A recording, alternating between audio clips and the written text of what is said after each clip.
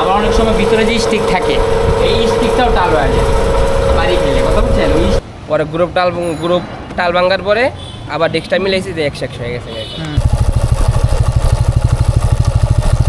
তো এই হলো মূলত অবস্থা। আমার বাইকের পিছনের চাকাটার যেই ডিস্কটা আছে সেইটা অল্প একটু টাল হয়েছে, একদম অল্প একটু।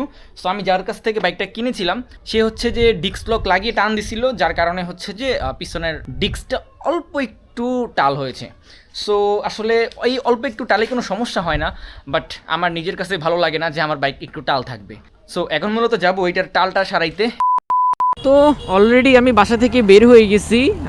আজকে হচ্ছে যে আমার পুরান ঢাকার আশেপাশে বা বংশালের আশেপাশে আমার একটা কাজ আছে।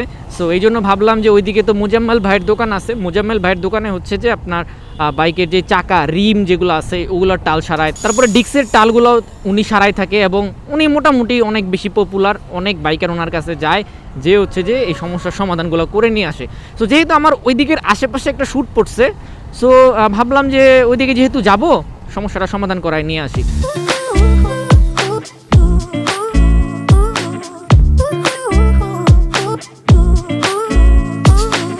যাই হোক, আজকে ঢাকা শহরের জ্যামটা খুবই কম পেয়েছি দুপুরের তুলনায়।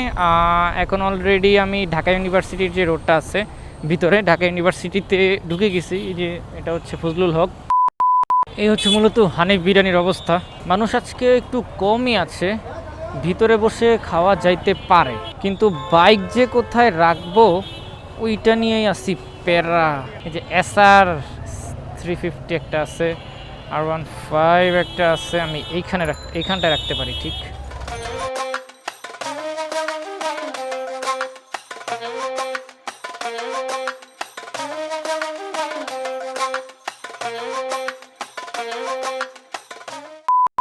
এরপরে আমি মোজাম্মেল ভাইয়ের দোকানে চলে আসি। তারপরে তার ছেলেপেলেরা বাইকের চাকাটাকে খোলার পর তার একটা ভাইয়ের দোকান আছে, ওই দোকানে আমাকে পাঠায়, যেহেতু তার দোকানে অনেক ভিড় ছিল।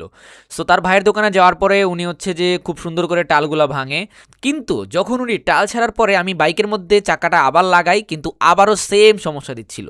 এরপরে উনি আবারও ওনার দোকানে নিয়ে আসার পর আরেকবার টাল ভাঙে নিজের মতো করে, কিন্তু তারপরে আমি আবার বাইকে লাগাই, আবারও সেম প্রবলেম। মানে ওই যেই ঝামেলাটা একটু যে নড়াচড়া ছিল ওইটা আবারও হচ্ছে। দেন উনি আরেকবার মোট তিনবার উনি একই সাথে টাল ভাঙছে, কিন্তু কোনোভাবেই দেখা যাচ্ছে যে এটা সমস্যাটা সমাধান হচ্ছে না। এরপরে উনি ডিরেক্ট আমাকে মোজাম্মেল ভাইয়ের দোকানে পাঠাই দিল। এরপর ভাই দেখে বলল যে ভাই আপনার হয়তো বা যেহেতু 3বার টাল ভাঙাইছেন, আপনার যেহেতু টালটা সারে নাই, সো আপনার প্রবলেমটা হইতে পারে এই যেই ডেস্কের যে গ্রুপটা আছে ওই গ্রুপের মধ্যে। এরপরে ভাই হচ্ছে যে আরেকজনকে দিয়ে আমাকে আরেকটা ওয়ার্কশপে পাঠায়, মানে লেদে পাঠানোর পরে ওইখানে যাওয়ার পরে মেন সমস্যাটা ধরা পড়ে।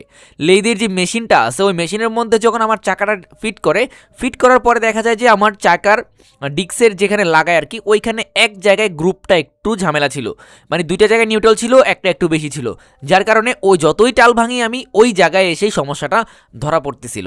এরপরে কি করে ওই ভাই হচ্ছে ওটার মধ্যে লাগানোর পরে আমার যেই ঝামেলাটা ছিল ওই গ্রুপের মধ্যে, ওই গ্রুপটা একটু ঠিকঠাক করে দেয়।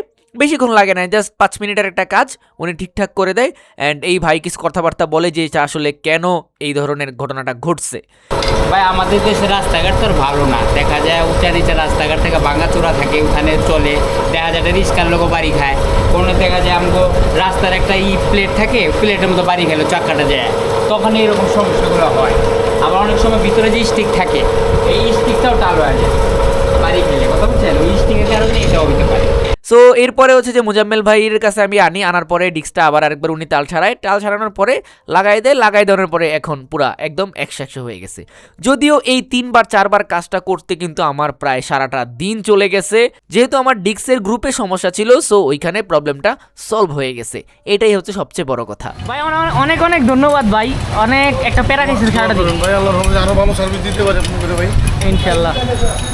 দ্রুত চলে যাবো। মূল প্রবলেম ছিল না ডিস্কের যে গ্রুপটা আছে নাটের, কিন্তু আমরা বুঝতে পারিনি এটা টাল ভাঙছি আগে 2-3বার টাল ভাঙছি হয় না অ্যাকুরেট। পরে গ্রুপ টাল ভাঙার পরে আবার ডিস্কটা মিলাইছি যে 100 হয়ে গেছে। যাক ভাই, আজকে আর সময় দিতে পারলাম না।